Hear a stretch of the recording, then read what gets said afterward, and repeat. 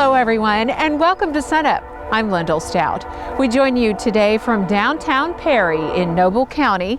There are a few fixtures here on the square: the beautiful courthouse, the local barber shop, and of course the iconic Kumback Lunch, where people have been getting together and talking about everything under the sun for the past 87 years.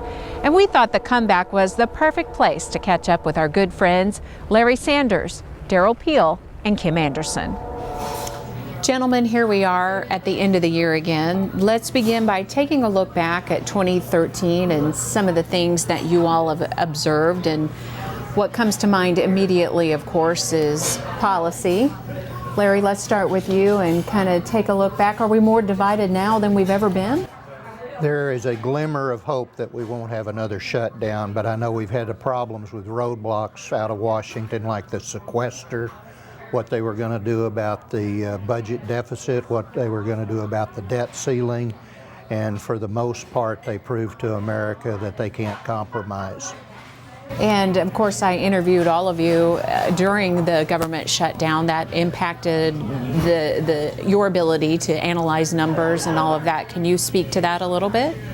Well, in the grains, there wasn't much impact. The majority of our information is industry released daily. We get daily reports from different analysts.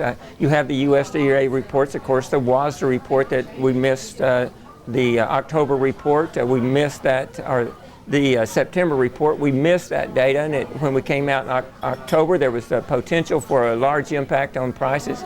But it turned out to be essentially a null event as far as the grains are concerned, because the grains, we have big players in that market, and we have large analytical firms that keep up with the data and have independent data sources. I think this illustrates the contrast between grains and livestock, because it's almost the exact opposite in the livestock market. We rely so heavily on USDA data. The market data comes out daily and weekly on cattle markets, and the slaughter data, that data was very critical. So certainly as an analyst, I missed it a great deal, and I don't know that it caused tremendous impacts. But I think what was beginning to be apparent as we got into the third week of that shutdown was that the impacts were going to grow exponentially very quickly if we didn't see some changes. So, first week, everybody kind of operated on the previous numbers. By the second week, it was pretty clear we couldn't keep doing that. And by the third week, it was pretty apparent that some things were going to have to change pretty dramatically. So it was a much bigger impact on the livestock side. Well, you brought up that analytical part, and that did have an impact in the grain industry when we didn't get that WASDA report. You look at future research, we do not have those. We have an inconsistent data set now. We got a hole in our data set. And there is data that we won't have for research and for long-term analysis. From a short-term basis, it wasn't much impact, but you're exactly correct on the research and the long-term analysis. We will miss some of that data for that. We could tell where we had been successful on teaching people strategic behavior, because they were calling us every day wanting to know how they were going to plan ahead when they couldn't find data that was out there from the federal government. They found a way to get around it, as Kim talked about, but it took a week or two. I think it's important too that we note that USDA information is essential. It's essential to the markets, and it's essential to research, and it's essential to analysis. Yes, can we get by with it without it for a while? Sure we can. Could, over the long term, it may be replaced by an industry source? Possibly. But the shutdown and the lack of data for that 2 months, that will have long-term impacts. Minor in the grains, I think larger in the livestock. That's right. What are some other things that you were on your mind during 2013, Larry? Well, I was waiting to see whether or not the Federal Reserve was going to begin to ease quantitative easing and allow interest rates to go back up, and that didn't happen, and we have had virtually little to no inflation, and that's probably been good for the ag sector for the most part. Those people who needed to get loans found it a very healthy environment to operate in. And in terms of the markets? Well, as I look at, go back to January 1, we had corn prices Wheat prices up in the $8 level, corn prices up near $7 and above $7. Right now we've got corn down to 4 and wheat down to below 7. So we've had some dramatic changes. We went from a situation of very tight corn stocks. At that time we thought it was less than 800 million bushels. You know, your average is around 1.2 billion. We had the ethanol plants. We had some of them shutting down because they didn't have the stock to produce the ethanol. We had, your feedlots were feeding wheat rather than corn. Corn, in my opinion, the high price of corn added 80, 85, 90 cents to the wheat price. But when we got to that corn harvest, you come into the July time period, you see corn prices dropping from near $8 all the way down to 4 in about a 4-month period. In a 1-month period, you drop from 7 down to below 5 or hit 5 on corn. Corn and wheat prices as you go back into 12 and first about 5 months in the year for wheat prices, corn and wheat prices were married. What corn prices did, wheat prices did. What wheat prices did, corn prices did. They just tracked almost together. But as you get into that late May time period when the wheat harvest was coming on, the prices tend to divorce. Corn prices continue to kind of work their way up, ratchet their way up, while wheat prices started falling off dramatically because we were going from a time of not tight wheat, relatively tight wheat stocks to wheat in the bins and fresh wheat plus good protein wheat. The wheat prices have been level throughout the year. We got an 80-cent run out in the September time period. The word on the street was that Australia was having trouble with production, that they were going to have a short crop. That lasted for about 3 weeks, and then the information, we talked about information, came in, non-USDA information, by the way, came in that no, Australia is going to have a good a year of production, that production is going to be significantly higher than we anticipated. We lost that 80, 85 cents just like that. Meanwhile, corn is dropping from 7 down to 4. And I think that's what we're seeing going on right now. The analysts are saying corn is just churning itself lower. I think we're on a floor. Wheat prices are just level up around between $6.50 and $7, maybe $7.25. That high corn price was the major factor in cattle markets. Well, really it was the drought. The drought on the one hand pushed to record corn prices. Drought on the other hand, limited forage supplies caused additional liquidation on the cattle side. And so the first half of the year was very different than the second half of the year as we had those residual drought effects, low hay supplies. Basically we had another round of sort of preemptive attempts to start herd expansion. Didn't happen in 2013 because of those residual drought effects. But as we move through the second half of the year, it allows us to set the stage for a very different situation, largely because of those feed prices.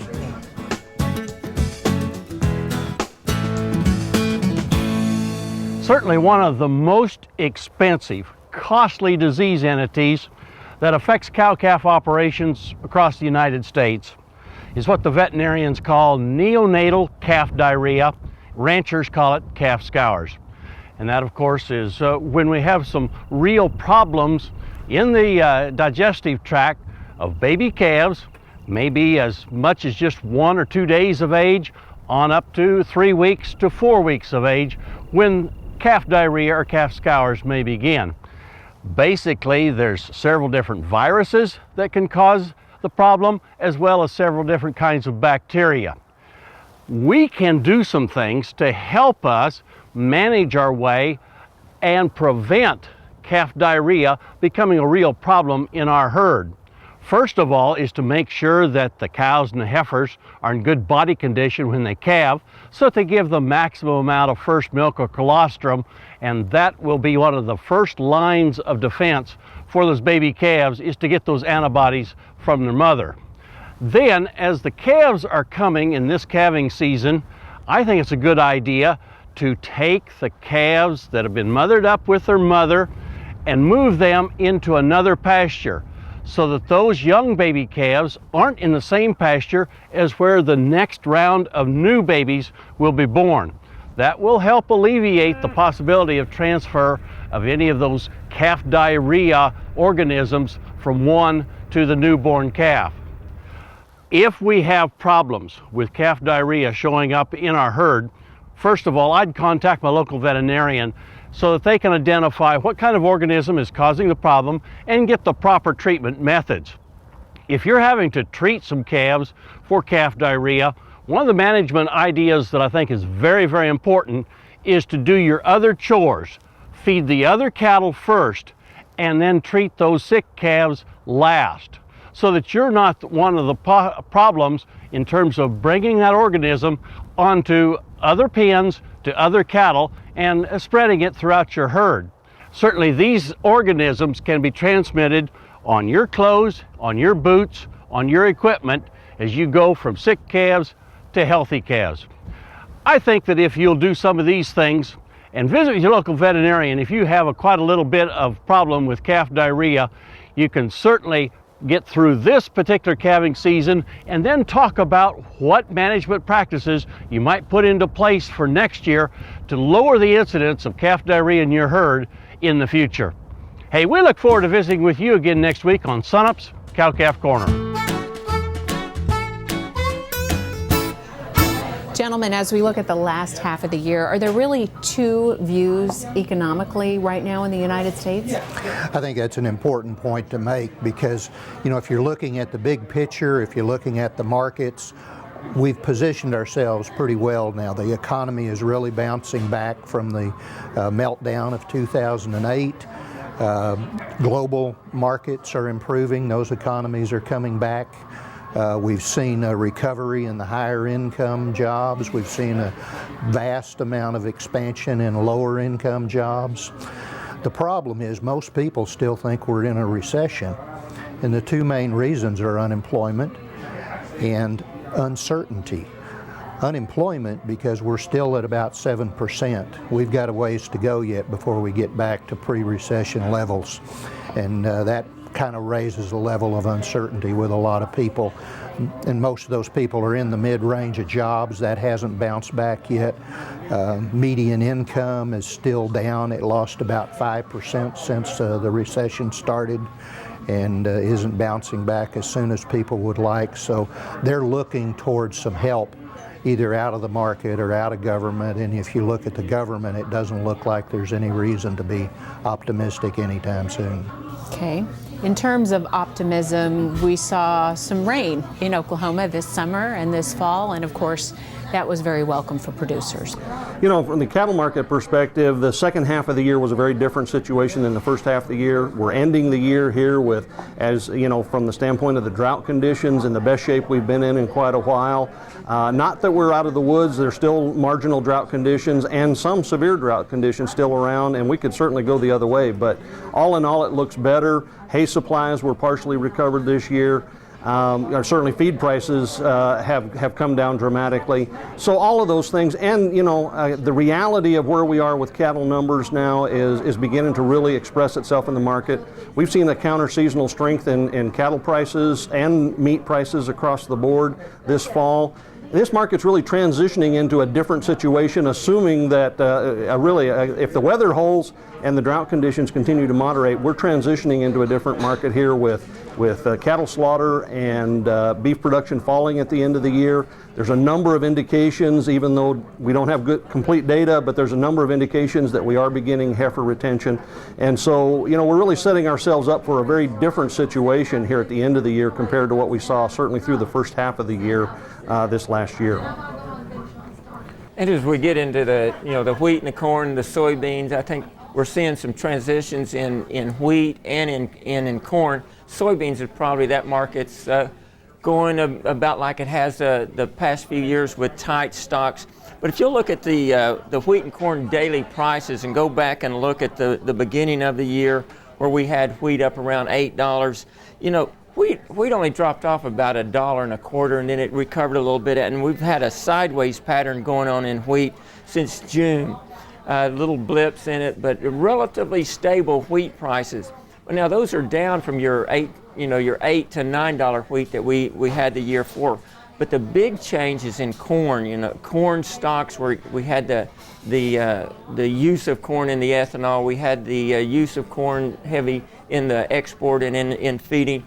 and we used up the corn stalks with low corn production in 11, and corn prices fallen off $3 during the year once we hit that harvest, we took off $1.50 to $2 off of corn prices. And that's had a big impact, and it's having a big impact from a income standpoint to both the wheat producer and the corn producers. As the past few years, like cattle, you've had very good income, good solid prices. And when we have that, then we bid up the price of the fertilizer, we bid up the price of the land, big land charges, and the biggest cost is in the land and the corn production. And so we've had increases in cost, and our prices are coming down, and it's I think that for the 13-14 marketing year, it's going to squeeze those farm incomes where we've seen them relatively good over the last couple of years. I think you're going to see them tighten up this year, and then we'll talk about a little bit later what happens to next year. And you see the same thing in cattle, or? Well, on the cattle side, the cattle feeders in particular really struggled, obviously, this last year with record high corn prices. Losses have been tremendous, lots of equity loss in that sector. And certainly the lower feed prices has everyone feeling better about that part. Unfortunately, as we go forward, I think higher cattle prices will probably be the challenge that steps in to replace that. Yeah. But so we'll continue to see some margin issues. As far as overall profitability, again, we had counter-seasonal increases in cattle prices, so feeder cattle producers enjoyed strong prices here at the end of the year, and turning this year into a reasonably good year and setting up stronger expectations for next year. You had a couple of feedlots shut down too, didn't you? Like we had ethanol plants shutting down, which came back online when the corn prices came down. That's right, and the changes we've seen in both the packing sector, we lost a large packing plant, we've lost a number of large feedlots. Those are part of a long-term structural change in the industry. Certainly the economics of the last 18 to 24 months has been the last straw, if you will, to force those changes, and at least in terms of the feedlots, many of those probably will not come back online because it is part of a longer-term adjustment, even though it's the more immediate conditions that have precipitated the change. And consumption? Meat consumption? Yeah, how much meat do I eat, Well, it's a perishable product, so if we produce less, we're going to eat less, and we are going to produce less, significantly less as we go forward because of because of the reality of where we are with cattle numbers. The drought was the last straw to push us down to the lowest levels in about 17 years, to complete a 17-year liquidation, or most of that period, and so we're going to see significant reductions in. Speaking about the drought, let me be the dismal economist here, and I know you know this, but if you go back and look at 100 years of precipitation history in the state, every major drought has had a year or two of wet cycle in there. Is this part of that, and we're still in a major drought? I think folks need to be hedging their bets before they think that the drought is completely over. That's exactly right. Let me react to that, though. I'd rather predict prices anytime as weather. Yeah, for sure. That's for sure.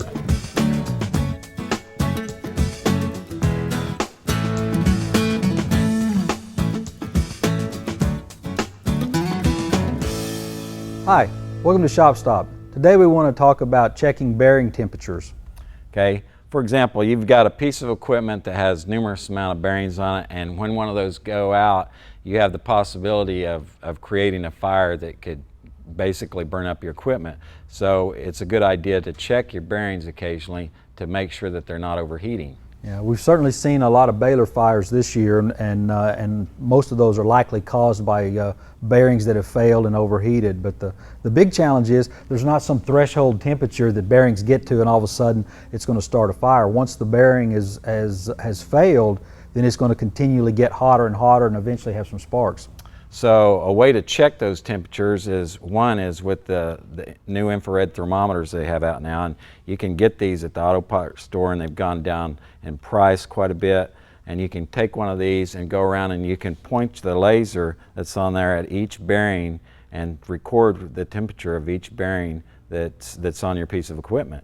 So if you take a combine or a baler, for example, get the thing operating, let it operate long enough for the bearings to heat up, and then compare the bearings. Look at all the bearings that are on the similar tasks and say, is one substantially hotter than others?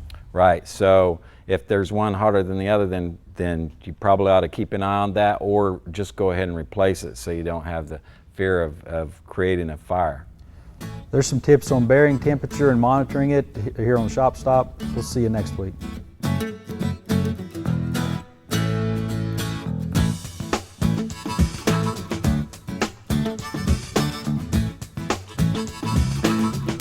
The new year a lot of times brings optimism for people.